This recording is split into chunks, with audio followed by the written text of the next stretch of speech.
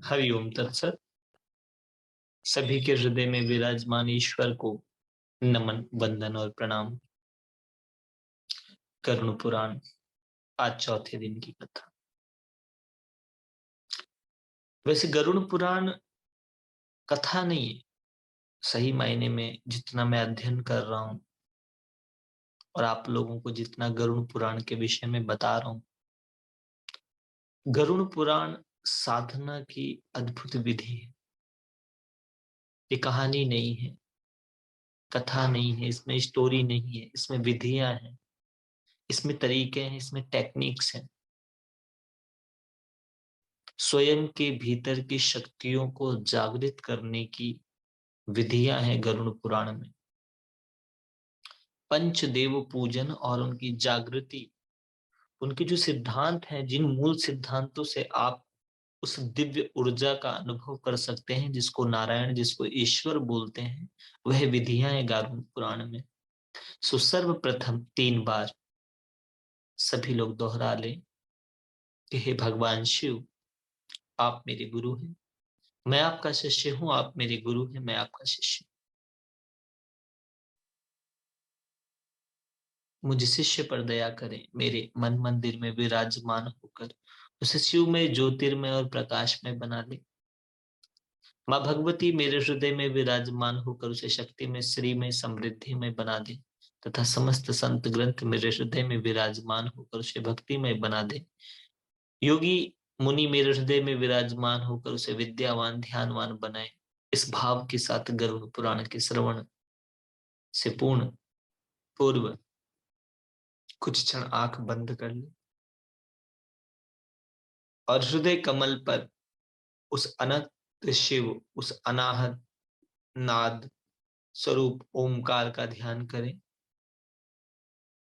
ओम ब्रह्मानंदम परम सुखदम केवलम ज्ञान मूर्तिम द्वंद्वातीतम गगन सदृशम तत्वमस्यादिलक्ष्यम् एकम नित्यम विमलमचलम सर्वधी साक्षिभूतम भावातीतं त्रिगुणरहितं सद्गुरुं तं नमामि। अखंड आनंद बोधाय शिष्य संतापहारिणे सच्चिदानंद रूपायै तस्मै श्री गुरुवे नमः। ओम लक्ष्मीर्मेधाधरा पुष्टि गौरी तुष्टि प्रभा धृति एताभिः पायितनुभिः अष्टभिर्मां सरस्वती। सरस्वत्यै नमो नित्यं भद्रकाल्यै नमो नमः। वेद वेदांत वेदांग विद्यास्थानेभिः च ओम मातस्त्वदीय पद पंकज भक्ति युक्ता यै त्वां भजन्ति निखिला न परान् विहाय। ते निर्जरत्वमिहि यान्ति कलेवरेण भुवः निवायु गगनाम्बुवि निर्मितेन। ओम व्यासाय विष्णुरूपाय व्यासरूपाय विष्णवे नमो वे ब्रह्मनिधये वासिष्ठाय नमो नमः। नमोस्तुते व्यास विशाल बुद्धे फुल्लारविन्दायत पत्रनेत्रः। येन त्वया भारत तैलपूर्णा, येन त्वया भारत तैलपूर्णा प्रज्वालितो ज्ञानमया प्रदीपा, प्रज्वालितो ज्ञानमया प्रदीपा। ओम नारायण हरि, ओम नारायण हरि, ओम नारायण हरि।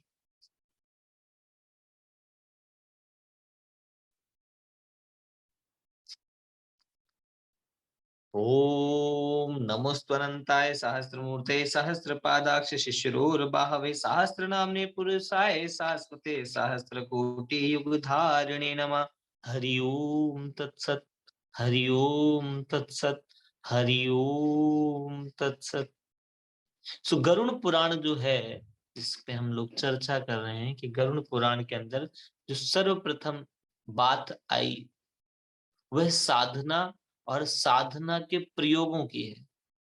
मंत्र के जाप का विज्ञान क्या है, मंत्र कैसे जाप करते हैं, अंग न्यास कैसे करते हैं, करण न्यास कैसे करते हैं, उसकी धारणा कैसे करते हैं, उसका भाव क्या होता है, उसका संकल्प क्या होता है, उसका तरीका क्या है, उसका करण न्यास हाथों पर कैसे उसका न्यास है, उसका अंग न्यास अपने अंगों में कैसे न्यास किया जाता है, ये सारी विधियां गरुड़ पुराण में विस्तार से बताई। आज हम लोगों को लगता है कि हमारी पूजा विधियां काम नहीं कर रहे हैं किसी अंधश्रद्धा के या ऐसी श्रद्धा, ऐसी भावना के तहत जिसमें हमें कोई परिणाम की, कोई हमें इसकी विशेष इच्छा नहीं है या कोई प्रयोग नहीं है साधना का।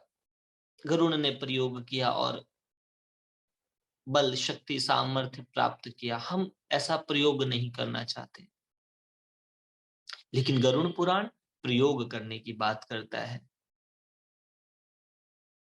क्योंकि योग का प्रयोग होना चाहिए। अगर आप योग ध्यान का प्रयोग नहीं कर रहे हैं, उसका परिणाम नहीं पा रहे हैं, तो फिर वो अंधश्रद्धा में बदल जाएगा। फिर आप सिर्फ मनोरंजन लेके आएंगे। आप जा रहे हैं, आपने कुछ देर नाचा कूदा, हंसे कूदे, यात्राएं कर ली, लेकिन ना ना, आप साधना नहीं कर पाए। और सारा खेल है साधना का, सारा खेल है तप का। कल जब हमने बताया कि विष्णु तत्व का ध्यान कैसे करना, विष्णु की पूजा करने वाले विष्णु तत्व का ध्यान ही नहीं कर रहे, स्वयं के भीतर नारायण की धारणा ही नहीं कर रहे।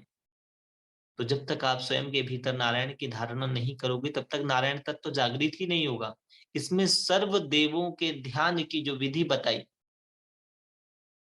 उन विधियों को पूर्ण के करके उस भावनाओं के द्वारा अंत में अपने इष्ट की अपने में होने की और अपने को अपने इष्ट में होने की भावना, कामना और अनुभव करने की बात कही गई है। जैसे हमने कल विष्णु तत्व का ध्यान किया, फिर मृत्युंजय की बात आई, मृत्युंजय मंत्र की, कि हर एक मंत्र का न्यास करना है, उसकी धारणा करनी है, उसमें पवित्रीकरण करना है, उसमें सटकर्म, वो जो विधियां हैं, जब तक आप विधि नहीं करोगे तब तक कैसे सिद्धि होगी। तो आज जो आपको अपने मंत्र, अपने जप, अपने ध्यान के अनुभव नहीं हो रहे हैं, उसका कारण यही है कि आपने विधि नहीं सीखी और ना आपको विधि सिखाई जा रही है। आपको इस कथा के माध्यम से मैं कहता हूं कि आप जब जाएं तो ये विधियां भी सीखें, साधना करना सीखें। आपके आचार्यों का, आपके गुरुओं का, आपके पुरोहितों का ये दायित्व है कि आपको वह विधि सिखाएं, आपको बताएं प्राणायाम किए बिना जप नहीं किया जाता, आचमन करना क्यों जरूरी है, क्यों संकल्प जरूरी है, क्यों समय, साधन, आसन, इन सब की क्या महत्व है। मन मर्जी से करके जब से कुछ मिलता नहीं। सोचिए आपको जाना किसी और दिशा में है और आप उसकी विपरीत दिशा में चले जा रहे हैं, चले जा रहे हैं, चले जा रहे हैं, तो अब आपका चलना ही आपके जीवन का बोझ बन जाएगा। आप उल्टी दिशा में जा रहे हैं। तो इसलिए साधना को करने के लिए कहा कि गुरु के साथ कीजिए। क्यों गुरु के साथ करें? क्योंकि गुरु उस साधना को साधता है, अनुभव करता है, प्रयोग करता है, फिर वह प्रयोगों से आपको भी गुजारता है। ऐसे नहीं चलेगा कि आप बिना साधना के ही आगे चले जाएं, नहीं। फिर कई लोग कहते हैं कि हम तो भावना से, भगवान तो भाव के भूखे हैं, प्रेम भाव का भूखा हूं मैं, प्रेम से, भाव से। तो ये भाव भी ऐसे ही नहीं आता। आपका जो भाव है वो आपके स्वभाव से उठता है, तो आपका स्वभाव बिना साधना के नहीं आएगा वैसा। आप कितना ही कहें कि तन मन धन सब तेरा, क्या लागे मेरे, लेकिन अगर किसी ने आपके 10 रुपए भी उठा लिए तो आप उससे लड़ने मरने को तैयार हो जाओगे। एक तरफ कहोगे कि प्रभु सब तेरा, तेरा तुझको अर्पण, क्या लागे मेरा, लेकिन जरी सी देर में मोह बस, क्रोध बस, लोभ बस, आप आचरण उससे विपरीत कर दोगे। क्यों? क्योंकि जब तक भीतर की ग्रंथियां, भीतर की नाड़ियां शुद्ध नहीं होंगी, तब तक आचरण शुद्ध नहीं हो सकता। इसीलिए समस्त ऋषि मुनियों ने पवित्रता, शुचि की बात करी। पवित्रीकरण में पहली बात, सह बह अभ्यंतरः शुचि, बाहर और भीतर दोनों की पवित्रता किए बिना साधना में कभी भी आप आगे नहीं जा सकते। और अगर आप उसमें जाते भी हैं तो उसका परिणाम आप दुखद लाएंगे, आप अपनी साधना का भी अहंकार कर लेते। और अगर विष्णु किसी चीज के विरोध में है तो वह अहंकार के हैं। उस अहंकार को निरअहकार तक बदलने की जो व्यवस्थाएं हैं वह गरुड़ पुराण के अंदर है। इसमें 12 अक्षर के मंत्रों के द्वारा शरीर के प्रत्येक अंग का न्यास करना होता है। न्यास करना कैसे होता है? उस अंग पर उस मंत्र की भावना और धारणा करनी होती है। आप पूजा में जा रहे हैं और अगर व्यक्ति आपको धारणा नहीं करा पा रहा तो फिर वो किसी कार्य का नहीं है। और दूसरी बात, जब आप पूजा जप ध्यान कर रहे हैं तो उसके विज्ञान को, उसकी व्यवस्था को, उसकी विधि को समझें, जाने। ऐसे ही नहीं कराएं पूजा, उसको जानने का प्रयास करें। बहुत महत्वपूर्ण चीज है। इस गरुड़ पुराण के माध्यम से भी मैं आप लोगों को बताऊं, लोग विवाह संस्कार, जो इतना अद्भुत, इतना पवित्र, इतना उच्च कोटि का संस्कार है, जिसके द्वारा आपके पितरों का तर्पण होना है, जिसके द्वारा आपकी संतति होनी है, जिसके द्वारा आपकी जो कुल परंपरा है वह आगे जानी है, इतना दिव्य संस्कार लोग कहते हैं कि जल्दी करा दो।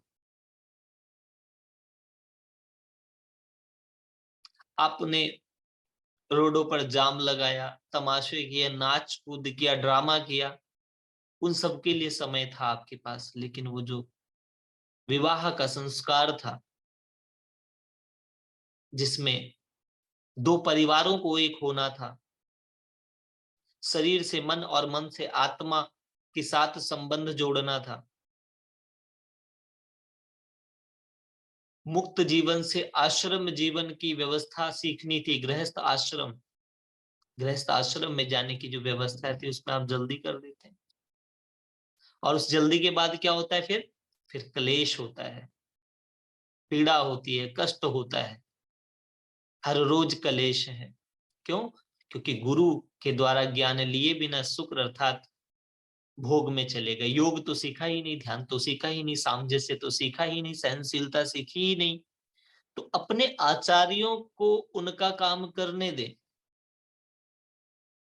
लोगों के विवाह कामयाब नहीं होते, परिवार में सुख नहीं होता, करोड़ों रुपए खर्च करके, लाखों रुपए खर्च करके संबंध बनाया और पता चला अगले हफ्ते से ही सास सांस नहीं लेने दे रही है और बहू अपनी ही स्थिति में परेशान है। पत्नी पति पर तनी रहती है, इसलिए पत्नी हो गई, पति बिल्कुल पत्ती की तरह हो गया, कुछ समझ ही नहीं आ रहा, उसको कुछ पता ही नहीं है। तो इस प्रकार के कारण क्या होते हैं? संस्कार न लेने की वजह से। और संस्कार को मैं बता दूं, इसको इंग्लिश में प्रोग्रामिंग बोलते हैं। आज आप अच्छी जॉब करते हैं तो उसके लिए आपके वर्कशॉप होते हैं, आप उसके लिए प्रोग्राम होते हैं, उसकी ट्रेनिंग लेते हैं, उसके मॉड्यूल को समझते हैं, उसको पूरा जान लेते हैं। बिना जाने आप उसमें नहीं जाते, और अगर आप नहीं जानते हैं तो आपको रिपीट ट्रेनिंग कराई जाती है, ताकि आप अपने रोल को अच्छे से निभा सकें। सो जब हम विवाह संस्कार में जाते हैं तो ऐसा क्यों नहीं करते? तमाशा करते हैं, मजाक बनाते हैं, लेकिन समझते नहीं उस पवित्रता को। और उन समस्त पवित्रताओं को, उन समस्त संस्कारों को समझाने के लिए हमारे पुराण, हमारे ग्रंथ, हमारे संत थे। कुछ अव्यवस्था ऐसी फैली कि पूजा सिर्फ इस प्रकार से हो गई कि हमारी समझ में नहीं आती। एक पूजा कराने वाला व्यक्ति धड़ाधड़ संस्कृत में 100 मंत्र पढ़ देता है, 100 नहीं, 2 मंत्र पढ़े, लेकिन आप कहें कि उस मंत्र के साथ आपको कनेक्ट करवाए और आप भी कनेक्ट करें। अग्निहोत्र का इतना महत्व है, गायत्री का इतना, सूर्य उपासना। शरीर के अंदर कैसा ही विष बन जाए, सूर्य उपासना से ठीक हो जाता है। आज आपके शरीर में जो इतने रोग शोक हैं उस सबके उपचार इसमें लिखा है गरुड़ पुराण में, सूर्य उपासना के द्वारा। लेकिन ये बातें आपको कहां से समझ आएंगी? आपको वेस्टर्न से समझ आएंगी, जिन्होंने आपके पुराण पढ़े हैं। मैं आपके इसलिए कहता हूं, वैसे तो ये सर्वभौम है, आपके इसलिए क्योंकि आप ऋषि संतान है। आप इस पूरे विश्व की सर्वोच्च देवधरा भारत के निवासी हैं, जहां संत हैं, जहां ग्रंथ हैं, जहां हिमालय है, जहां गंगा है, जहां घाट है, जहां बंसी है, जहां मुरली है, जहां कीर्तन है, जहां शब्द है। ऐसे देश के वासी हैं। सो ऐसे देश के वासी अपने ग्रंथों से, मुझे भी नहीं पता था इस गरुड़ पुराण में ऐसा है। मैं तो समझता था कि मृत्यु के बाद जो नरक की यात्रा या उनमें से कैसे निकलना है, यही बातें होंगी गरुड़ पुराण में। मैं स्वयं आप लोगों से एडमिट करूं कि मैं स्वयं इसको पहली बार पढ़ रहा हूं, लेकिन इसमें तो समस्त विधियां हैं। एक हमारे मित्र थे, उन्होंने मुझे हीलिंग के लिए बताया था कि विशाल जी, अगर आपको हीलिंग में चमत्कार करने हैं तो आप गरुड़ पुराण पढ़ लो। तो मेरे पास हीलिंग की तो जो उच्च से उच्च व्यवस्था मुझे लगता था मुझे आती है, लेकिन जब मैंने गरुड़ पुराण पढ़ा तब मुझे पता चला कि इसमें तो महान विद्याएं हैं, गारुणी विद्या है, जिसके द्वारा किसी भी रोग का क्षय किया जा सकता है। लेकिन इनके प्रयोग करने होंगे, और इन प्रयोगों के लिए हमें इन पे अध्ययन करना होगा, इनकी साधना करनी होगी, इसमें जप करना होगा, इसमें प्राणायाम करना होगा, इसमें आसन करना होगा। आपके ग्रंथों को वेद इसलिए कहा गया क्योंकि वेद में जानना था। आपको शरीर को भी जानने के ग्रंथ थे, आयुर्वेद के द्वारा, योग ग्रंथ के द्वारा आप शरीर, शरीर के भीतर सूक्ष्म शरीर, नाड़ी, नाड़ियों के भीतर ऊर्जा चक्र, ऊर्जा चक्रों के भीतर भाव शरीर, सब कुछ आपके पुराणों में है। लेकिन आप पुराण सुने तो सही, सब कुछ आपके लिए ईश्वर ने इन पुराणों में, आपके संतों ने, आप ग्रंथों में लिख दिया है। एक लाइन, तत्त्वम असि, अर्थात तुम वही हो, या अगर उसको स्वयं में दोहराओ तो I am that I am, सोहम, मैं वही हूं। तुम ईश्वर हो। इस एक लाइन को पढ़ करके एक मूवी बनती है द सीक्रेट, जिस मूवी के अंत में बताया तत्त्वमसि कि तुम अपने आप को जो ये शरीर मान रहे हो, तुम शरीर नहीं हो, तुम इस शरीर के भीतर अनंत तत्व ईश्वर तत्व, एक लाइन में। और यत भावम तत् भवे, जैसा तुम भाव करोगे, जैसा फील करोगे, जैसा महसूस करोगे, वैसा वैसा होने लगेगा। इस लाइन को, इन ग्रंथों को जब आपको मूवी बनाकर दिखाया, करोड़ों लोग दौड़ पड़े मैनिफेस्टेशन में, लेकिन मूल तत्व को तो जाना ही नहीं, आत्म तत्व को तो जाना ही नहीं। आपके पुराण आपको आत्म तत्व की बात बताते हैं, परमात्म तत्व की बात बताते हैं, प्रकृति का सब बताते हैं कि प्रकृति के रहस्य कैसे हैं। जिन लोगों ने महान महान कार्य किए, वो लोग किससे इंस्पायर थे? मैं पढ़ रहा था आज कहीं कि डॉक्टर अब्दुल कलाम विवेकानंद से इंस्पायर थे, निकोला टेस्ला विवेकानंद से इंस्पायर थे। विवेकानंद किससे इंस्पायर थे? रामकृष्ण परमहंस से। तो रामकृष्ण परमहंस का जो ज्ञान था, विवेकानंद ने राजयोग के द्वारा उसको प्रदर्शित किया। जहां प्राण शक्ति की बात करी गई, उस परम प्राण के साथ जुड़ने की विधि, वो प्राणायाम सिखाए गए, वो ध्यान सिखाई गई, वो धारणा सिखाई गई, वो समाधि सिखाई गई। सो ये जो आपके परंपरा से आपको मिला था, उसको आगे बढ़ाने का दायित्व तो आपका है। और जब आप इस दायित्व को लेते हैं, तब आपके पितृ तृप्त होते हैं। मात्र थोड़ा सा जल अर्पित करने से पितरों की तृप्ति नहीं होती। पितृ तो उस जल में, आपके कर्म रूपी जल, आपके स्नेह रूपी जल, और आपके भविष्य को उज्जवल बनाने के संकल्प रूपी जल से तृप्त होते हैं। आपका दायित्व है कि स्वयं आसन, प्राणायाम, ध्यान, धारणा, ध्यान, जप, समाधि तक जाना, जीवन में उसको भी दें। छोटे छोटे बच्चे आते हैं हमारे पास हीलिंग कराने के लिए, डिप्रेशन हो गया, उनकी मासूम छोटी छोटी आंखों पे मोटे मोटे चश्मे हैं। तो क्या आपका दायित्व तो नहीं है इस उस मोटे मोटे चश्मे की जगह उनकी छोटी छोटी आंखों में ज्यादा ज्यादा रोशनी हो? सिमट कर रह गई है बच्चों की दुनिया एक मोबाइल के अंदर। बनाए, आप आए हमारे साथ, balance your ego through selfless service, किसी ग्राउंड के अंदर अपने बच्चों के साथ लगाएं पौधे, चले हमारे साथ, फूलों के साथ उन्हें खेलने दे, तितलियों के पीछे उन्हें भागने दे।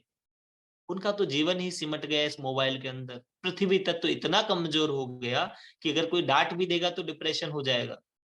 एक छोटी सी बात पे ही बच्चे को एंजाइटी हो जाती है। क्यों? क्योंकि मूल तत्व ज्ञान नहीं। और इसीलिए हमारे ग्रंथों में आज 5 तत्वों का ध्यान है। मृत्युंजय का ध्यान बताया कि बड़े से बड़े रोग को मृत्युंजय से दूर किया जाता है, लेकिन हम मानेंगे कैसे? और मानना भी नहीं चाहिए बिना प्रयोग के। मैंने एक वीडियो देखा था कि आरएमएल वालों ने मृत्युंजय मंत्र पर शोध किया और उसके बड़े उच्च परिणाम पाए। इसमें मृत्युंजय मंत्र की अद्भुत विधि लिखी है कि कैसे जप करना है।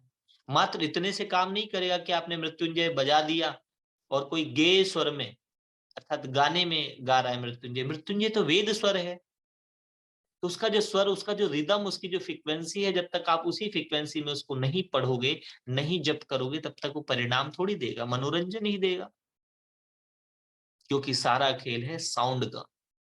ये संसार साउंड से बना है, अक्षर से बना है।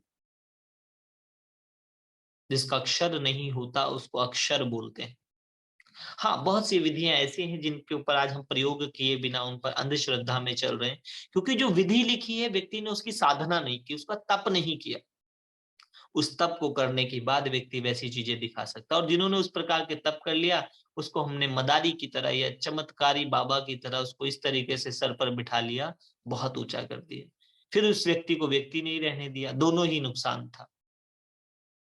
एक साधक को भगवान बनाना भी ठीक नहीं है। कई बार लोग मुझे कहते हैं, गुरुजी कोटि कोटि प्रणाम। मैं कहता हूँ ठीक है, गुरुजी तक तो ठीक है, कोटि कोटि करोड़ों करोड़ों बार मत करो। अगर मुझे प्रणाम करना है तो साधना कर लो। मेरे गुरुदेव को कभी प्रणाम स्वीकार नहीं था। अगर उन्हें कोई प्रणाम कहता तो कहते ठीक है, बस हो गया, एक बार कर दिया, हो गया, साल भर चल जाएगा ये। तुम साधना किया करो, तप किया करो, ध्यान किया करो, जप किया करो, साधना करो, आराधना करो, उपासना करो, सेवा करो, कुछ दिव्य कर्म करो, वो प्रणाम है। ये 100 बार मुझे प्रणाम कहने से बात नहीं बनेगी। तो मैं भी आपको वैसा ही बता रहा हूं जैसा मुझे मेरे गुरु ने बताया। उन्होंने कहा जरूर पढ़ना अपने सारे ग्रंथ। मैंने पहले भी पढ़े थे, लेकिन इस तरीके से नहीं पढ़े। मुझे तो याद भी नहीं कि इस ग्रंथ को इतनी गहराई से। आज मुझे गुरुदेव की बात याद आती है कि एक एक ग्रंथ को कई कई बार पढ़ना होता है। गुरुदेव कहा करते थे कि ग्रंथ ऐसे नहीं पढ़ना कि एक बार में पढ़ के पूरा कर दिया। नहीं, ग्रंथ की तो साधना करनी होती है। एक ग्रंथ 1 साल तक चलता है, और 1 साल में भी अगर वो ग्रंथ पूर्णता से तुम्हारे भीतर जाए तो तुम ग्रंथमय हो जाते हो, तुम उसका वांग्मय शब्द स्वरूप हो जाते हो। भागवतम का आश्रय लेकर व्यक्ति पूर्ण भागवत हो जाए, गरुड़ पुराण का आश्रय ले तो गरुड़ की तरह नारायण का हो जाए, नारायण का सेवक हो जाए। वाणी पढ़े तो नानक सम जैसा हो जाए, ओंकार के ऊपर वार जाए वो। और जब भगवत गीता पढ़े तो अर्जुन की तरह होकर के भगवत गीता में कृष्णमय हो जाए। आज जितनी विधियां मैं पढ़ रहा था, मैं सोच रहा था कि क्या ये 7 दिन में संभव है आपको सारी विधियां सिखा देना? नहीं, ये तो सालों की तपस्या में भी संभव नहीं है। अब मुझे समझ आया कि हिमालय योगी कैसे इस प्रकार से इन चीजों को करते थे। एक एक बात पर महीनों चिंतन, महीनों मनन होता था, और उसके अनेक अनेक स्वरूप निकल करके आते थे। एक गुरु ने शिष्य को कहा कि 2 शिष्यों ने पूछा कि गुरुदेव हम शरीर हैं या नहीं है? गुरुदेव ने कहा सिर्फ तुम शरीर हो और भोग ही सत्य है, अनुभव करके बताना। 15 दिन बाद दूसरा शिष्य आया कि गुरुदेव मैं शरीर नहीं हूं, क्योंकि मेरा शरीर जब लेटा भी रहता है तो भी कोई इसके भीतर है। तो गुरुदेव ने बोला अच्छा, इसका मतलब तुम मन हो। कुछ दिन बाद उसने बोला गुरुदेव मैं मन भी नहीं हूं, क्योंकि कई बार जब मन स्थिर होता है तो भी कोई है। और एक दिन उसको अपनी आत्मा का, अपने स्वरूप का बोध हुआ। उसने कहा गुरुदेव मुझे लगता है कि मैं ईश्वर हूं, इस चराचर जगत के नियंता का स्वरूप। तो कैसे पता चला? अनुभव से, स्वाध्याय से, साधना से। और अगर कोई सीधा सीधा बता दे तो सीधा सीधा बताने से सिर्फ आपको जानने का भ्रम हो जाता है।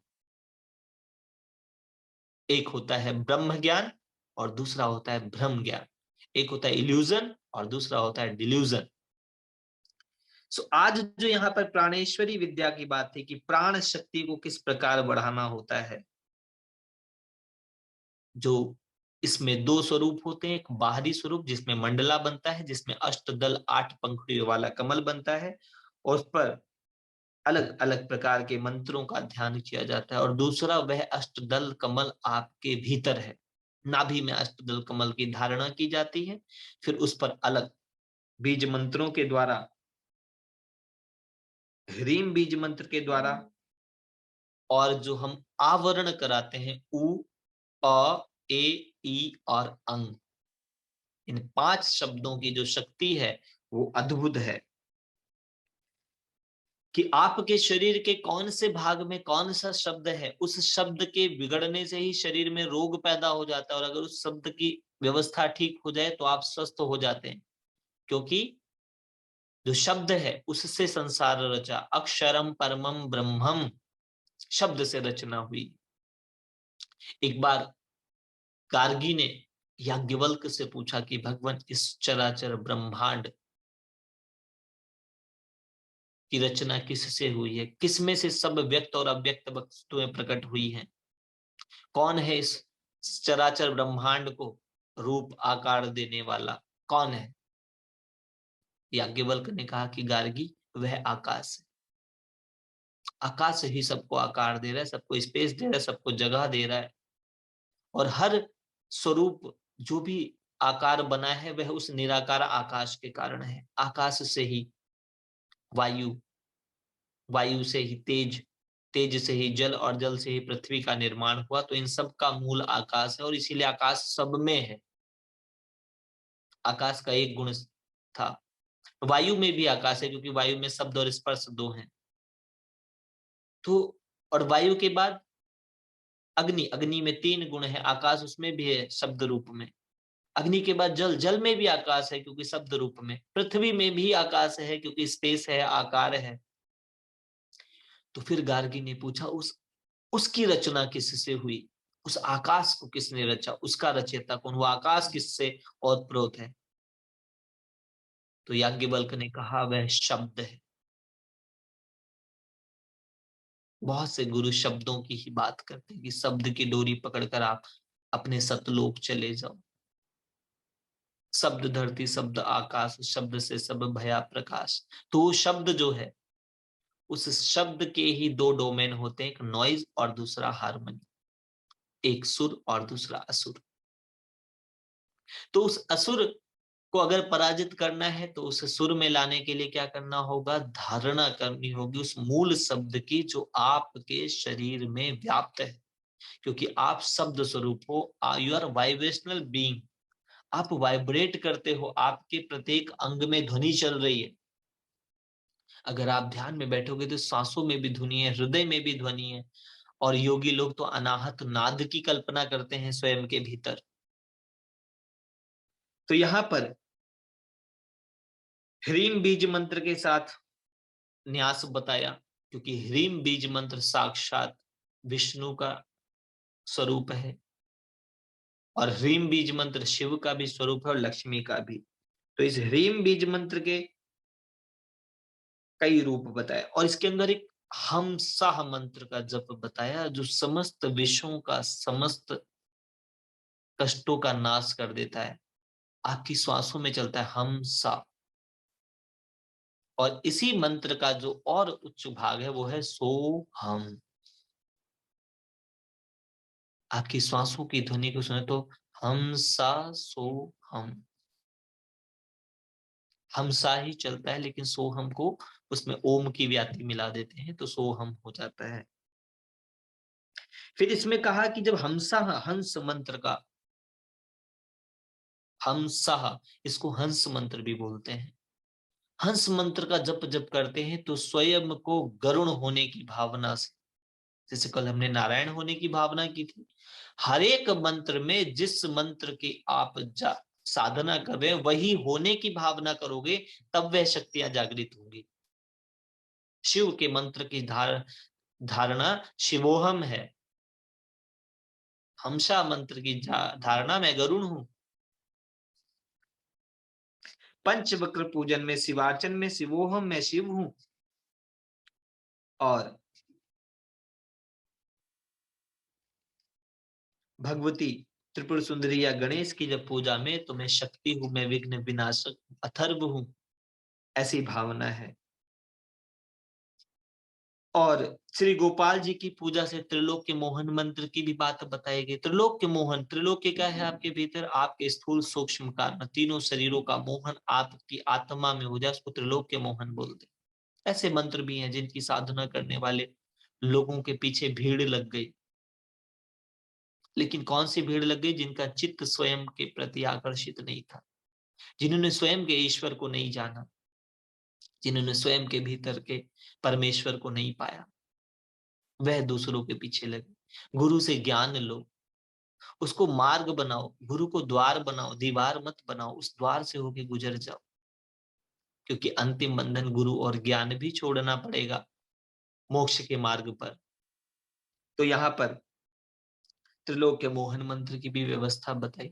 संबंधों में अगर ऊंच नीच होती थी तब इस मंत्र का प्रयोग कराया जाता था, लेकिन कहाँ जहां प्रेम होता था। अब तो प्रेम है नहीं, अब तो व्यापार है संबंधों का। तो क्या कभी प्रेम था? हाँ था, लेकिन बहुत महंगी चीज थी प्रेम। पहले भी प्रेम बहुत महंगा था, आज भी प्रेम बहुत महंगा है। हम लव और लाइक को एक मानते हैं, लेकिन दोनों अलग है। लाइक जो आपको पसंद होता है, लव जिसमें आपकी पसंद नापसंद का कोई ख्याल नहीं। प्रेम गलियति साकरी जामे दो न समाये, जहां दो नहीं एक हो जाते। इंग्लिश में किसी ने एक बार लव की डेफिनेशन बताई कि love a lots of sorrow, ocean of tears, the valley of death, the end of life. हमने कहा नहीं नहीं, ये गलत परिभाषा है। प्रेम की परिभाषा होती है एल, लॉट्स ऑफ लाइट, प्रकाशवान है प्रेम तो परम तत्व से। परम और प्रेम, जो परम ईश्वर है उससे रचना हुई है प्रेम की। परम से प्रेम आया है, तो प्रेम में सबसे पहले क्या है? लॉर्ड्स ऑफ लाइट, क्योंकि ईश्वर भी तो प्रकाश स्वरूप है। फिर ओशियन ऑफ पीस, शांताकारम, क्योंकि वो शांत आकार है तो पीस, शांति का सागर है। फिर वैल्यू ऑफ वैल्यूज, समस्त गुणों का दाता, गुण निधान। और एंड ऑफ इवल, समस्त बुराइयों का अंत। मेरा प्रेम जब अनंत हो गया, रोम रोम संत हो गया। जिसके चित्त से समस्त पाप तृष्णा वासना का अंत हो जाता है, वह व्यक्ति संत हो जाता है, और संत प्रेम का साक्षात स्वरूप होते हैं। लेकिन प्रेम से, प्रेम की शिक्षा, प्रेम की दीक्षा, प्रेम की भिक्षा लेकर के उसको उसके मार्ग पर जाने दो। बंधना नहीं, प्रेम तो मुक्त हो जाना है। सो त्रिलोक मोहन विधि के बाद इसके अंदर श्री पति भगवान नारायण की, फिर पंच तत्व के अर्चन की विधि है कि किस प्रकार से पांच तत्वों का ध्यान किया जाता है और पांच तत्वों से कम्युनिकेट किया जाता है, क्योंकि जो पांच तत्व हैं वह आपका शरीर है, इनका मिश्रण आपका मन है। मन को चलाने वाली बुद्धि और बुद्धि को चलाने वाला चित्त और चित्त को नियंत्रित करने वाला जो अहंकार है, उसको, उसके ऊपर जो आपका आत्म तत्व है उसको प्राप्त करने की विधि है। फिर सुदर्शन चक्र की पूजा, क्योंकि जब आप नारायण की पूजा करते हैं तो मात्र पदार्थों से नहीं, चेतना से, कैसे भाव से जुड़ा जाता है, सुदर्शन पूजा का विधान है।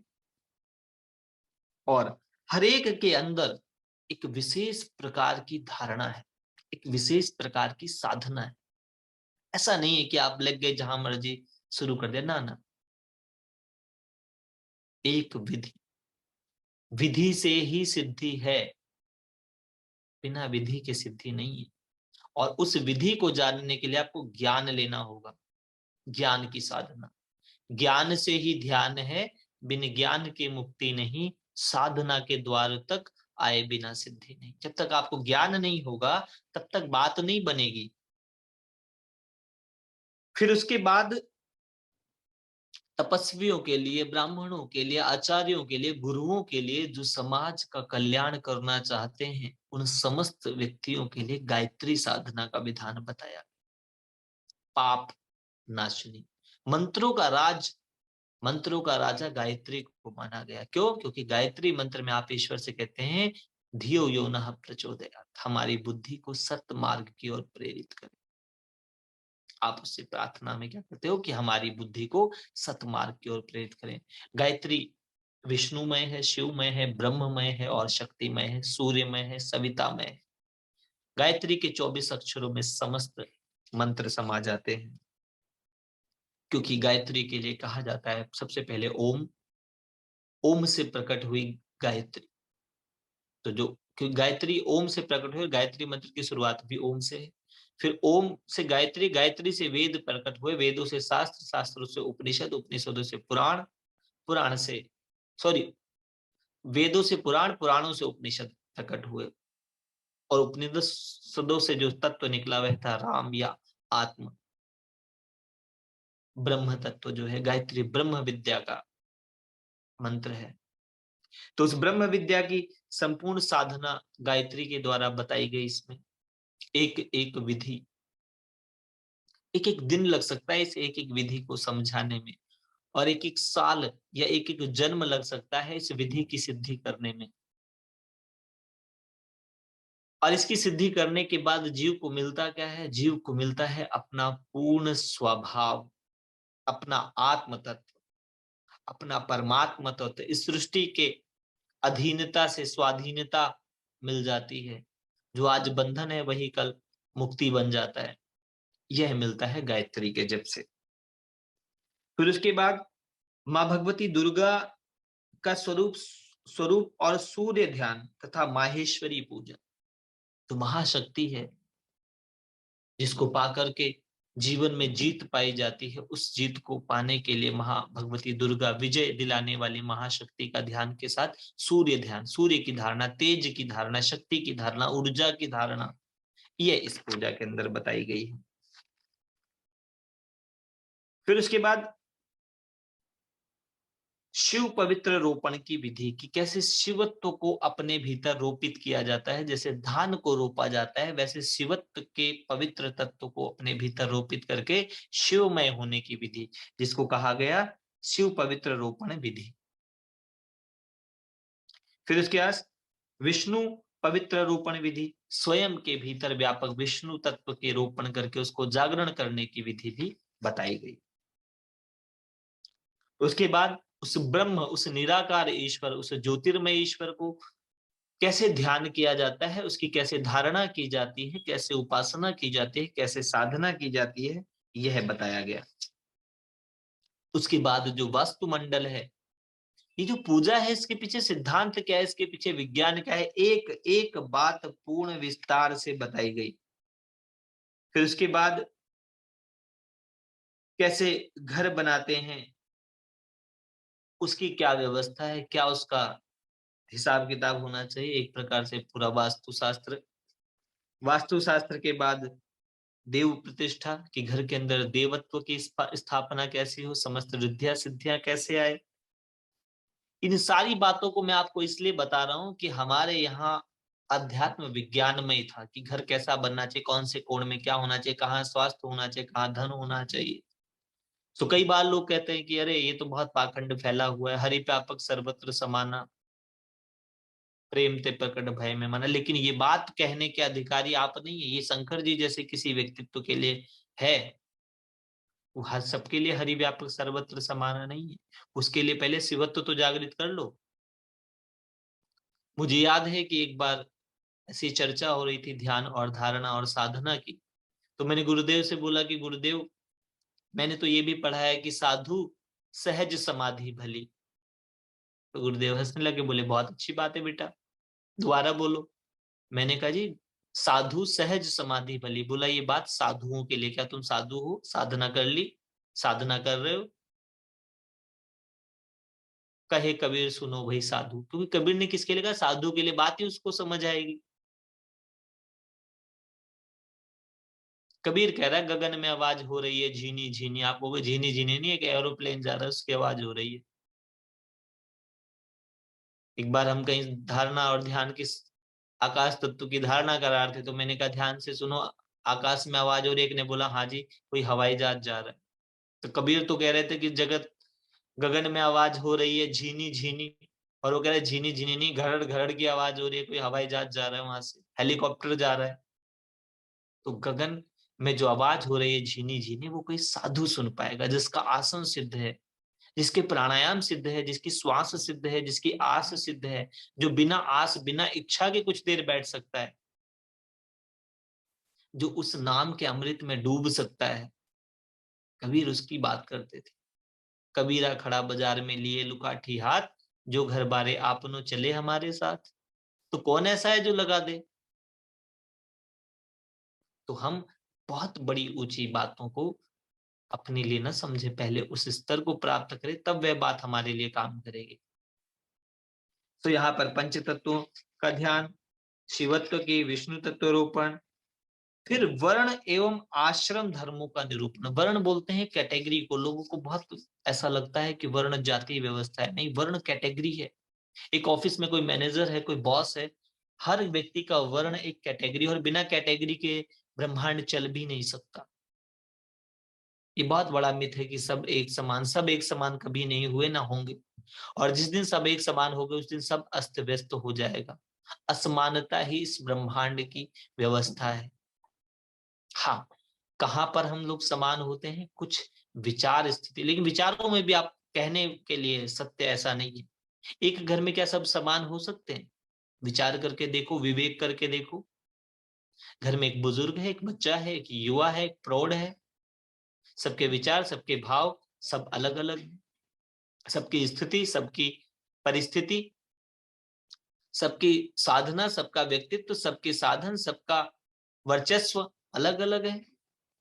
तो सब एक जैसे नहीं होते। तो यहाँ वर्ण की बताई, और आश्रम धर्मों का निवारण। अच्छा, वर्ण के साथ आश्रम में भी जोड़ा कि हर वर्ण का अपना आश्रम है। जो साधना, जप तप ध्यान के द्वारा उपासना करता है, जो समाधि तक जा सकता है, जो यम, आस्ते, अपरिग्रह, सत्य, अहिंसा, ब्रह्मचर्य, यम नियमों का, धारणाओं का, प्रत्याहार का, समस्त चीजों का ध्यान करके स्वयं को लोभ, काम, क्रोध, लोभ, मोह से मुक्त करने की व्यवस्था में, ईश्वर में स्वयं को लीन करने के लिए, तल्लीन करने के लिए, स्वाध्याय के लिए,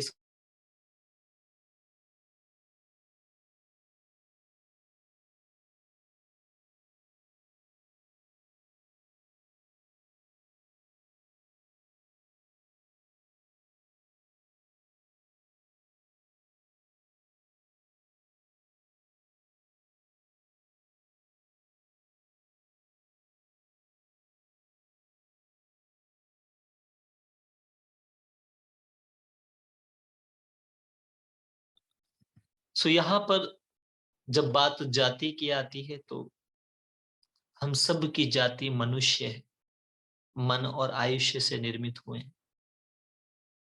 कल भी मैंने इस बात को कहा था कि जन्मना जायते शूद्र, जन्म से सब छोटे हैं, किसी को नहीं पता। फिर आगे संस्कारा द्विजते, व्यक्ति अपने संस्कारों से द्विज बनता है। वेदाध्ययन करेत विप्र, विशेष प्रकार का आत्मा का ज्ञान, प्रकृति का ज्ञान, अध्यात्म का ज्ञान लेकर व्यक्ति विप्र, और ईश्वरमय, ईश्वर को जान लेने के बाद व्यक्ति ब्राह्मण हो जाता है। तो ये पदवियां हैं, पोजीशंस हैं, जाति नहीं है। जिस प्रकार से कोई एक कंपनी में ऑनर है, तो उसने ऑनर के लिए अपने जीवन को तपाया है, साधना की है, और उसके बाद फिर एक बात आती है कि भाई किसी व्यक्ति को जन्म से ही कोई क्यों किसी अमीर के घर पैदा हुआ और जो जन्म से गरीब पैदा हुआ, तो जन्म से गरीब पैदा होकर के भी व्यक्ति अपने कर्म से अमीर हो सकता है, साधना के द्वारा, आराधना के द्वारा, उपासना के द्वारा, संकल्प के द्वारा। ऐसे बहुत से उदाहरण हैं जिन्होंने जीरो से शुरू करके हीरो तक की यात्रा तय करी है, और ऐसे भी बहुत हैं जो हीरो से जीरो हो गए अपने कर्मों के द्वारा। तो उसके लिए इस संसार में दो चीजों की बात है, एक भाग्य और एक कर्म। कुछ को भाग्य से मिला, वो भाग्य उनके किसी पुण्य सत्कर्म के कारण बना। आगे दान की विषय व्यवस्था बताई, क्योंकि दान आपके भाग्य में, आपकी ऊर्जा में, आपकी ऊर्जा शरीर में इस प्रकार की प्रकाश में शरीर का निर्माण करता है जिससे आपको भविष्य में सुख मिलता है। क्योंकि इस प्रकृति का एक सिद्धांत है, यहाँ देना ही लेना है। जितना जितना व्यक्ति जो जो देता है, वही उसको मल्टीप्लाई होकर मिलने लगता है। और पाप और पुण्य के कर्मों में प्रकृति ने बांटा हुआ है। जब तक व्यक्ति को ज्ञान नहीं होगा तब तक वो पुण्य और पाप के भोगों को निरंतर भोगता रहेगा। तो उसकी व्यवस्था कल की कथा में मैं आपको सुनाऊंगा। लेकिन आज की कथा से अगर मैं कहूं तो ये बात ध्यान रख लें कि तप तो करना ही पड़ेगा। अपने सिद्धांतों को जरूर जानें, उनको जानने का प्रयास करें, उनके साथ जुड़ने का प्रयास करें, क्योंकि बिना जाने अंत में बहुत पीड़ाएं होती हैं।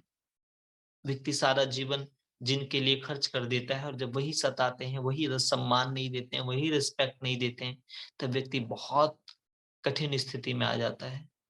तो उस स्थिति तक ना पहुंचे, इसके लिए साधना करें, इसके लिए आराधना करें, इसके लिए अपने धर्म को जाने, व्यक्तित्व को जाने, अध्यात्म को जाने, और जान करके आश्रम की तरह 4 आश्रमों की बात की गई, गृहस्थ,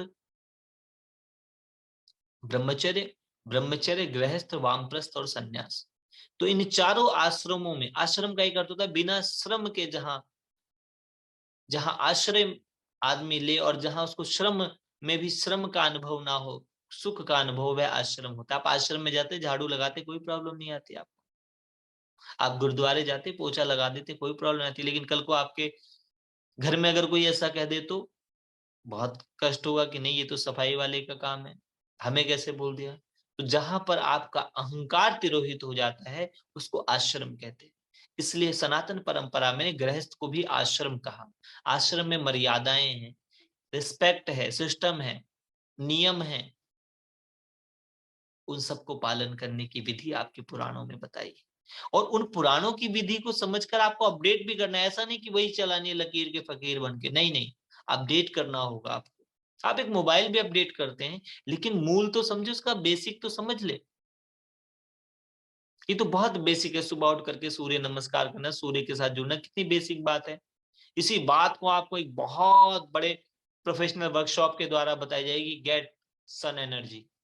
भैया सन की ही ऊर्जा ले रहे हो, आपको जो भी आप खा रहे हो उसमें सूर्य की ही ऊर्जा है। गुड ब्रेथ, बिल्कुल आपको, आपका प्राण श्वासों से बना है। वाटर, तो इन पांचों तत्वों के अलावा भी एक तत्व है जो इस सृष्टि के अंदर परम प्राण के रूप में है, उसको भी ऊर्जा को ग्रहण करने की विधि आपको इस पुराण में बताई गई है। सो आज के लिए मैं इतना ही कराऊंगा। आप सब लोग मेरे साथ नारायण मंत्र का जाप कर ले, और उसके बाद कल हम आगे की बातें बताएंगे, क्योंकि इस गरुड़ पुराण में मैक्सिमम जो है वो विशेष प्रकार की विद्याओं का ही वर्णन है। सो हम लोग नारायण मंत्र का जाप करते हैं। ओम नारायण हरि, ओम नारायण हरि, ओम नारायण हरि, ओम नारायण हरि, ओम नारायण हरि, ओम नारायण हरि, ओम नारायण हरि, ओम नारायण हरि, ओम नारायण हरि, ओम नारायणाय तुभ्यं नमामि। हे लक्ष्मीकान्तं तुभ्यं नमामि। हे शान्ताकारं तुभ्यं नमामि। ओम नारायण हरि। ओम नमस्तुनंताय सहस्त्रमूर्तये सहस्त्रपादाक्ष शिशिरोर्बाहवे सहस्त्रनाम्ने पुरुषाय शाश्वते सहस्त्रकोटि युगधारिणे नमः। हरि ओम तत्सत, हरि ओम तत्सत, हरि ओम तत्सत। सभी के हृदय में विराजमान ईश्वर को नमन, वंदन और प्रणाम। आज की कथा यही। कोई अपना अनुभव बताना चाहता है या किसी का कोई प्रश्न है तो पूछ सकते हैं।